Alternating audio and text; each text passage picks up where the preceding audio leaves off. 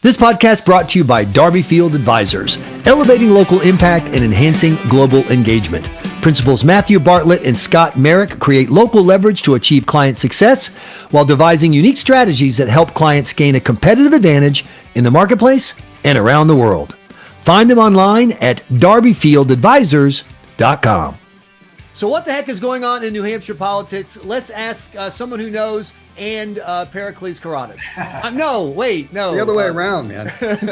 Drew Cline is the head of the Josiah Bartlett Center for Public Policies. Periklis is the infamous PK, political operative, hack and flack. He has a job I used to have. And by the way, when I accidentally refer to him as Periklis, it's not an accent.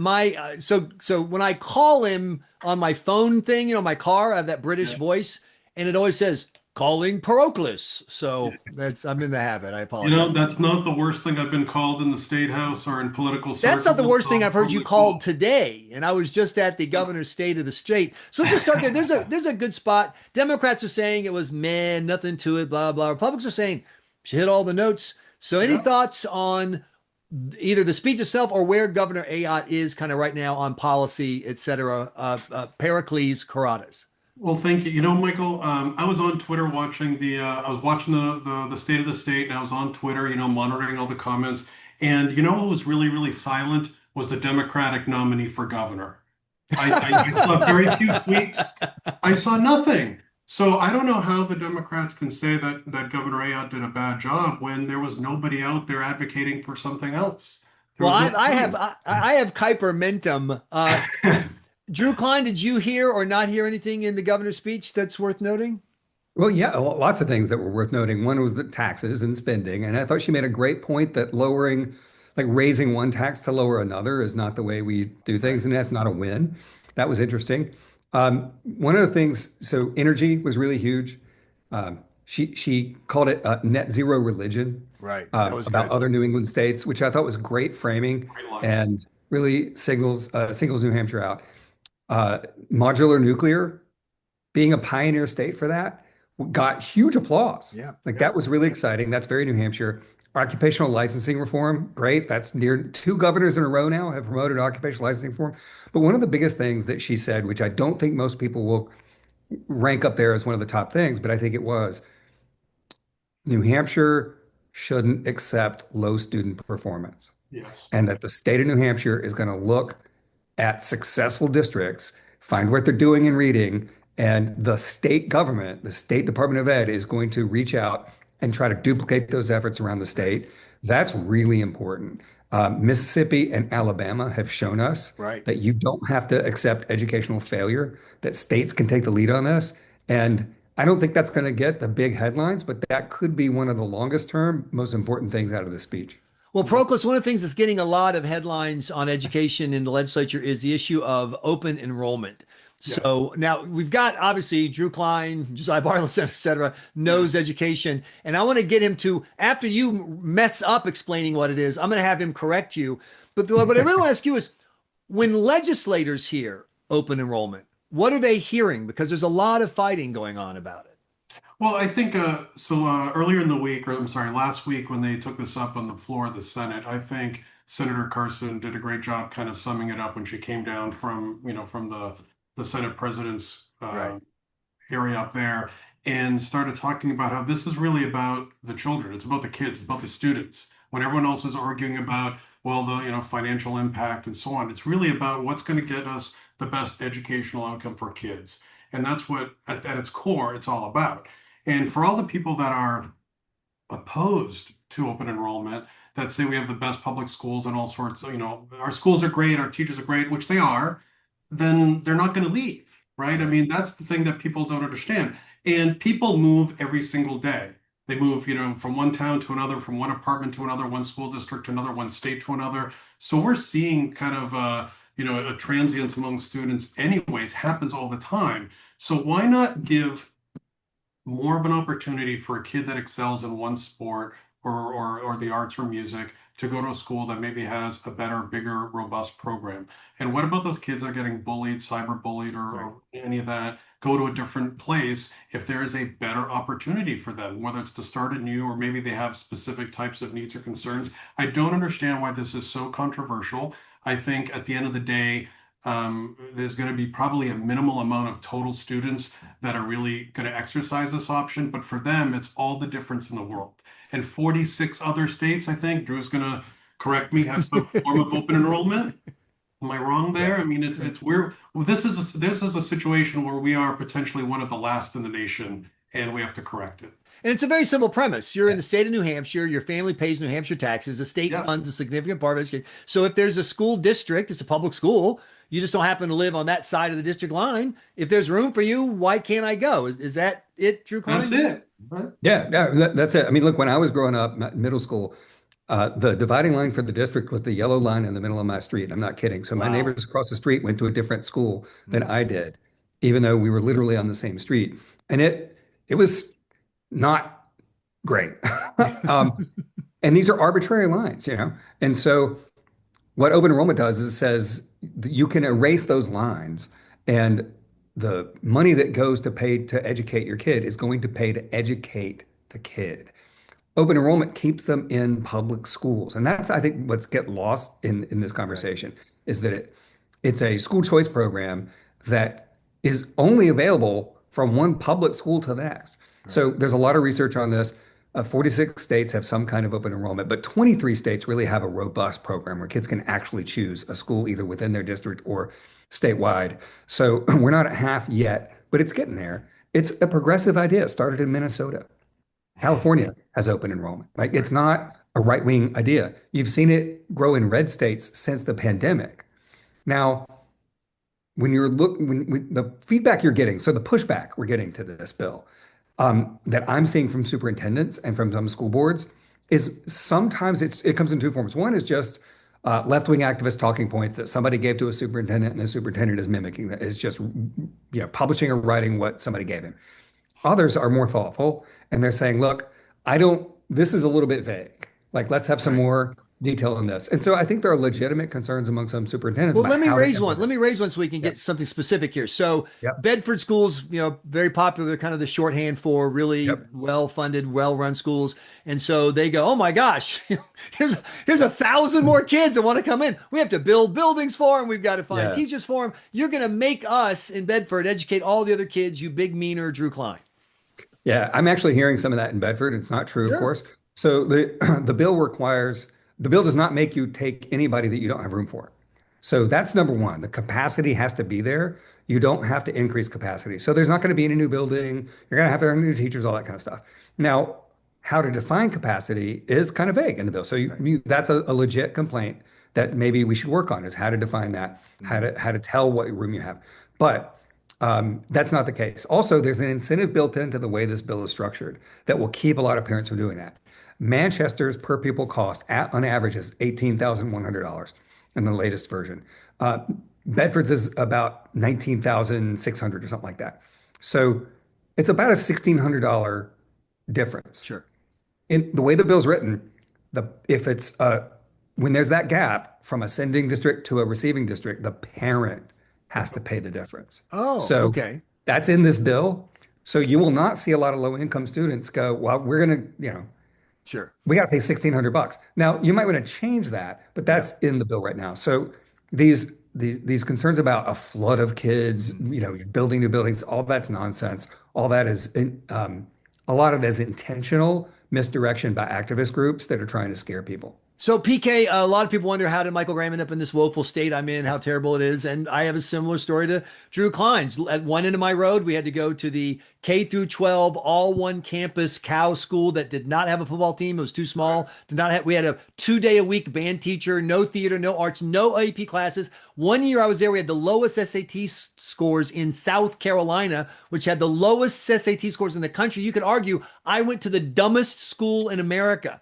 But if I moved to the end of my own road, I would have gone to the Lexington. By the way, same district. We were in the same district. I wasn't even trying to leave district to district. Orchestra, AP, computers, state champ football team. And the commissioner of the district looked at my mother and said, if we let Michael leave, why would anyone stay?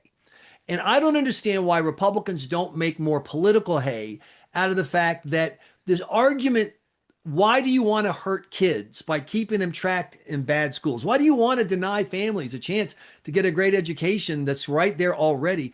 Why isn't the Republican Party doing a better job from from the political side, in your opinion, Mr. Political PK guy?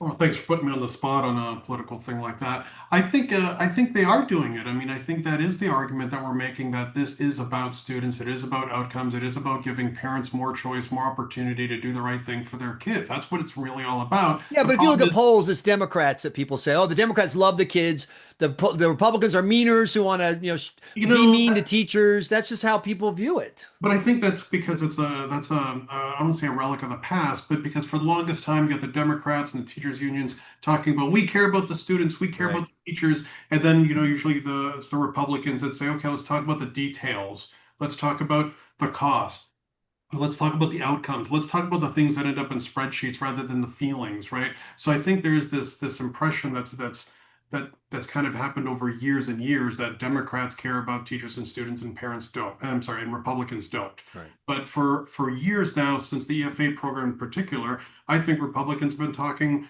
extremely loud, too loud, more, it's like constant, right, about this issue. But it's hard for it to get, Right. covered in the media, covered in the press. Well, There's a lot going on. I think it is confusing. The other I'll thing put that it even is more starkly, just really quick. So, sure. look, the dynamic pre-COVID was Democrats want to spend more money on schools, Republicans want to cut Right. budgets or be Right. responsible. Since COVID, that's totally changed. Since Mhm. COVID, Democrats want to spend more money in schools and Republicans want to give parents options. And that's changed the conversation entirely. And parents say, okay, we want options. Right. And that's where that's changed this dynamic. You can see it in the polling.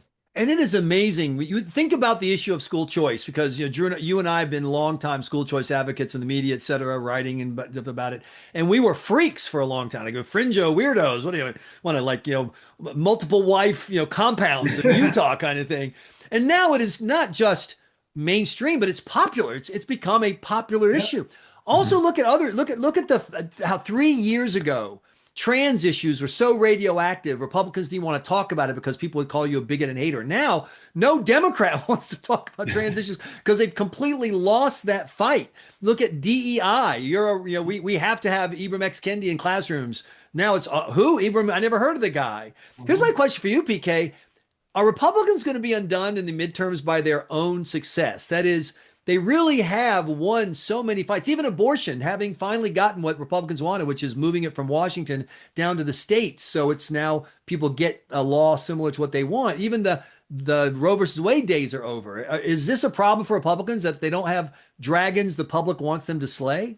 You're right. It is a problem. We've been in the state of New Hampshire, Republicans in the legislature and the governor's office for years now have been incredibly successful getting their agendas passed. Everything from all those issues you mentioned, education, taxes, and so on. At some point you look around and say, what taxes are left for us to cut or Right. pay? So that is a challenge. It is incumbent on us to make sure we inform, voters and citizens about what we've done, but also what is the alternative. I mean, let's go back to this morning's State of the State. Governor Ayotte spent a couple of minutes, well, a minute and a half, talking about all the places where we're number one, we lead, Right. which is a reminder that Republican policies are working. And I know it was a laugh point, laugh kind of moment, but when she said, we're number two on the one statistic, in Right. Utah, I don't know what you're doing, but we're coming after you. I like that. Yep. That shows that we as Republicans and Governor Ayotte is saying, all right, what is working both inside the state, as Drew said earlier about, education and reading, Mhm. but also what's happening in other parts of the country, and let's go see, because if we're not first in the nation on something, let's go figure out how we can be. So I think that's kind of in our nature as Republicans, especially here in the state. We heard it again. We heard it just this morning from the governor. I think we've seen it from leadership in the House and in the Senate. And I think we're going to continue to take that approach. It does get harder because when you are on top, Right. it's kind of like you only have one direction to go. So Right. it is a little bit of a challenge. But as Governor Ayotte said, we are just one election away from seeing all this unraveled, and pointing out some of the taxing habits of our, as she called them, friends. I'm not sure I'd call them friends in Connecticut. I think was very telling. Right. What did she say? It was four income tax increases since bringing that forward. That's a I've disaster. been reliably informed by the internet that Connecticut doesn't exist, though. So I don't know what you're talking about. So Josiah Bartlett Center does policy, Yeah. Drew. You guys have this whole platter full of policies from which Yeah. the Republican shopper can choose. What are one or two you would suggest that they pick up and use because it's both good policy and good politics? Well, I mean, I think Ayotte did it in her speech. Open enrollment, huge. I mean, people want you to solve their problems. Right. So you're right. The Republicans in New Hampshire are a victim of their own success because they've taken taxes at the state level kind of off the table. You know, you're making marginal cuts here. So you're going to find other problems to solve. Affordability is the number one problem. Where are we hitting affordability? Housing. Right. So yeah, hit that. 15 housing reform bills passed last year, more to go this year. Got to focus on housing, got to focus on childcare, got to focus on energy. And she did that. And schools, you know, options for education, getting your kid the right education for them. Those are the four things I would focus on if I were her. And she hit them all. And I think Republicans going into the fall need to look at that. So earlier in the podcast, I was speaking to Scott Brown running for U.S. Senate, and the energy issue came up, and the fact that we have, natural gas is the cheapest in the world in Pennsylvania and the most expensive in the world, according to EQT, in Boston, and how stupid that is because it's all about infrastructure and policy. It's not. It's not the there's the whatever the orcs won't let us get to it. It's right there. It's the idiots who won't let us get to it. PK, why isn't this a hotter political issue? Since the day I got to New England, having paid South Carolina electricity rates, which is like $5, for the whole month. There's, the electricity is basically free. To holy crap, electric bills. I've never understood why Republicans don't make this an issue in New England, in particular in New Hampshire. Why isn't it? Well, I'm not an energy expert, but I think we've tried. I mean, Governor Ayotte mentioned about nuclear. I know Senator Kevin Avard has been talking about nuclear and energy and diverse energy for years. I know we've got more, solar. Okay, let me try this. Stop here. Let me try but- this. Why isn't Governor Ayotte, Speaker Packard, and Senate President Carson at the border of Massachusetts and New Hampshire, where the pipeline would be, Yeah. saying, you want to know why your bills are so high? Because the idiots on that side of the border are artificially keeping it high. We want to pay Pennsylvania prices. Your bill would drop by 25% and they won't let us. Where's Yeah, that? but what's the pressure? I mean, if we're going to stand at the border and stare at Massachusetts and blame them for energy, there's 100 other things we can blame them for. True. Right? Okay. Crime, drugs, immigration. I mean, where do we begin? So bad drivers, just throw that in there. But so there's only so much we can do. I think that's a good point. I think part of the answer is, look, we've been told for 40 years now, really intensely for 30 years, that from activists, from the media, from academics, that our energy prices are high because we have let the corporate interests control it, because we have too much reliance on natural gas. We've been told that literally for 30 years. We rely too heavily on natural gas. The way to get lower prices is to build wind and solar. We tried that. The rest of New England now has tried it. It didn't work. So now we've had a breakthrough, sort of like with COVID in schools. We've had a breakthrough. Even the left-wing environmental activist groups are coming around to embracing nuclear. A lot of the energy reporters are coming around to saying, you know what, actually, natural gas would be great for New England. You need more of it. So we've made a breakthrough on this. The lies of the activists for 30 years, nobody believes them anymore. Here's and my that's prediction. Really why. Here's my prediction. If Cinde Warmington runs for governor in 2026, she will not run on the zero carbon emissions by 2040 platform that she ran on in 2024. That's 2 years difference, and she won't even mention it. Do you agree, PK? 100%. There's no. First of all, I'm not convinced that we're going to see her on the ballot, and I agree that. So you think Julia Williams is going to push her off? That's what you think? No. I think look, John Kuiper right now is writing a haiku about what he saw this morning, and it's gonna take the internet by storm. But look, I don't know what direction the Democrats are going to go in terms of who they're going to bring forward as governor. I think they've got an extremely high uphill battle. But I don't think it's going to be Warmington. I mean, it's February, and I don't know what she's waiting for. Well, no bed, not a phone call, no donors, no fundraisers, no events. Well, look, we know Governor John Lynch's daughter, Julia, is not going to push Cinde Warmington out of the race because it would hurt her hip. So she has to nurse that hip that is keeping her from running. This has just been a great week. If you do politics as sport, this has just been a fun week to be in the stands, man. You It know, really has. I'll tell you, I was having that thought yesterday, and kind of like thinking ahead for like the weekend and next week. And Sunday, I remember Sunday, I got your newsletter talking about the Trump endorsement of Johnny Sununu. And given all the news happening this week, Sunday feels like a month ago. It does. Because so much has taken place. It's been absolutely crazy. So I want to ask you guys a political Sure. question. Pick anybody in New Hampshire who's left of center. Doesn't have to be a politician. Just if you can pick a name that Ray Buckley should reach out to and say, you're going to save us. You have to run for governor. Right. Who would it be? Yogurt guy. I forget. No, I'm Yeah. serious. I forget his name. Gary Hirshberg. Yeah, Hirshberg, yogurt yeah. guy. No, that's wrong. He's gotten the money to fund himself. He's got the He's money. got it, but more importantly, and once again, I apologize not remembering your name is Hirshberg, but for other previous reporting, I've had to look into him. He's a real like progressive Oh, guy. yeah. You know what I mean? Like it would be like Ben and Jerry. You don't have to tell them what they believe. They know what they believe. Yogurt guy knows what he believes, and he'd at least give the Democrats some clarity and momentum as running. Then he's my choice. PK. I'm not sure I got a single name of a person left of center that I can think of off the top of my head, Drew, but if I was them, not that they would ever call me in to do any advising work for them, I'd be looking outside of Concord, and I'd be trying to find similar to what you're saying, maybe like a business leader or, somebody that's not part of that State House crowd. Yeah, no, there's only one answer. What? It's Ken Burns from Walmart. I mean, if Ken Burns ran for governor, he would win, Right. and it wouldn't be close, because he's Ken Burns and everybody loves him. He didn't have to say anything. He just came out with a documentary about the American Revolution. Right.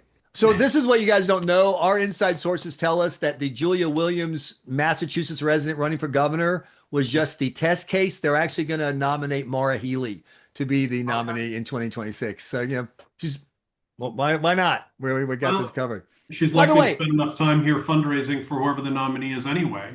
Good point. So, by the way, to future podcast guests, please do what Drew Cline did and ask questions. Because I love that. I love that when the guests show up with questions. We don't expect that from PK because he doesn't really understand what's going on. But for other people, that would be good. So let me ask you this: when we get through this current legislative cycle, et cetera, what is the status going to be of school choice? Broadly speaking, EFAs, open enrollments, the other legislation, because there's always pushback on EFAs. There's still talk about the number of people who went from private school to a public school using EFAs, et cetera. And so the Democrats are going to keep slinging and fighting. Is it going to be New Hampshire's at a school choice plateau?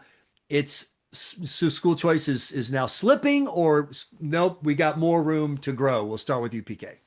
Well, so I think the narrative on school choice is going to change and evolve, and I think it's going to fall by the wayside on the Democratic and the liberal side, because one thing that we do know from last year or so is that it is popular, right? People are taking advantage of the EFA program, and for every student that gets a better outcome than they would have, they're going to talk about it. They're going to talk about it with their friends. They're going to talk about it with others as they kind of become adults and grow, and the parents are going to do the same. So people are going to talk about this program in a very different way than what we've been hearing, which is, oh my God, this is going to unravel the public school system. So I think from a narrative perspective, it is going to change. It is going to become more accepted, and it's not going to be demonized as much because they won't be able to, because they'll be fighting the narrative from the student that's telling a different tale.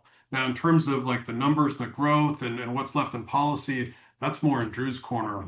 So Drew Cline? I'll leave it Well, to him to talk about it's a the political numbers. question, and I think you hit on the right answer, which is once you get a critical mass, and it doesn't have to be large. Once you get a few hundred to a few thousand students in these programs, they were very hard to cut, and that's a big reason why the EFA program hasn't been cut, hasn't been eliminated, because every time they try, literally hundreds of students come out and parents come out crying and saying this program saved my kid's academic life. You're going to see the same thing with open enrollment. When you get that passed, it's going to be on the margins. Most kids, we know this from other states that have school choice, most families keep their kids in their assigned government school. Right. Like that's just the way it works. They like it. Most people say that. And it's partly because you have friends, you have programs, you have sports, you have a community aspect there that people like. So, but there will be some families that will send their kids away. Once you get open enrollment established and it's in a year or two, you'll have several hundred, maybe several thousand kids. It'll lock in. And then people will start to understand the ecosystem. What they don't know right now is sort of how it all works. People still don't know what the EFA program is. Right. In 5 years, people will understand I have several options. I can go tax credit scholarship, EFA, open enrollment, charter school. And they like it. They like having the options. And it'll be very hard to take that away. And so I think the Democrats' response over time is going to stop being take it away and start being more tinker around the edges, control it, have state control, eliminate options, control the choices more. But it'll be here to stay. Look, it's the Obamacare example. The percentage of Americans on Obamacare has always been small, single percentages. The percentage that got the bonus COVID Obamacare was a slice of the small slice. And yet you couldn't touch it. It was a big fight. It was bloody in the streets because a reporter could go to one of those families and say, here's mom. She doesn't have her health care. Once that happens with school choice, you astonished as I am to say that PK got something right. He absolutely got something right. So I think we should stop now while we're ahead. So to be fair, I took that from ChatGPT. Oh, okay. So I took it real quick. I said, Michael's asked me his question. Give me a quick answer. It's the best I could do. Periklis, Karoutas, he is at Legislative Solutions. Drew Cline, Josiah Bartlett Center for Public Policy. Thanks so much for being part of the New Hampshire Digital Podcast. We really appreciate it. Of course. Thanks, Michael. That was fun.